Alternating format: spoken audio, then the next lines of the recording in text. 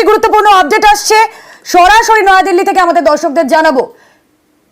ইতিমধ্যেই শীর্ষ আদালত সিবিআই কে প্রশ্ন করেছে যে চার্জশিট কবে গঠন হবে।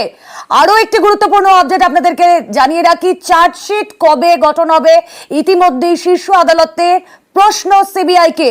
কারণ এখনো পর্যন্ত যা যা ডেভেলপমেন্ট হয়েছে, আরজিকর ধর্ষণ খুনে 3 জনকে গ্রেফতার করা হয়েছে, কিন্তু এখনো পর্যন্ত কোনো চার্জশিট গঠন হয়নি।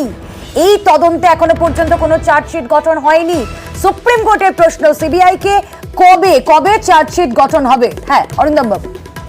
সুপ্রিম কোর্টের এটা খুব ভ্যালিড প্রশ্ন। তার কারণ হচ্ছে যে আমরা সবাই মানে পুরো দেশ আজকে তাকিয়ে আছে ইনভেস্টিগেশনের দিকে।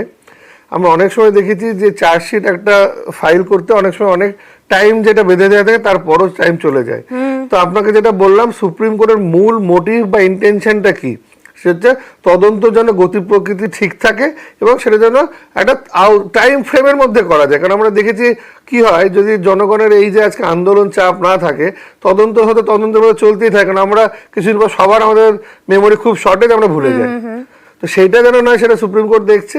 আজকে এই চার্জশিটের পয়েন্টটা খুব ইম্পর্টেন্ট, ভাইটাল এই কারণে, চার্জশিট যখন আজকে সিবিআই ফাইল করবে, তারপর হয়তো সাপ্লিমেন্টারি ফাইল করে তাদের কাছে প্রভিশন থাকবে, কিন্তু চার্জশিট মানে কি হলো, এই যে পুরো তদন্ত যতটা সিবিআই গুটিয়ে আনছে সেটাই তাহলে আমাদেরকে বুঝতে হবে। চার্জশিটে কিন্তু তদন্ত গুটিয়ে আনার রিফ্লেকশনটা আমরা পাবো। বেশ, আমাদের অবশ্যই এই খবরেই নজর থাকবে। সুপ্রিম কোর্ট থেকে কি কি আপডেট আসছে আপনাদেরকে জানাবে সবার আগে নিউজ 18 বাংলা। একটা ছোট ব্রেক।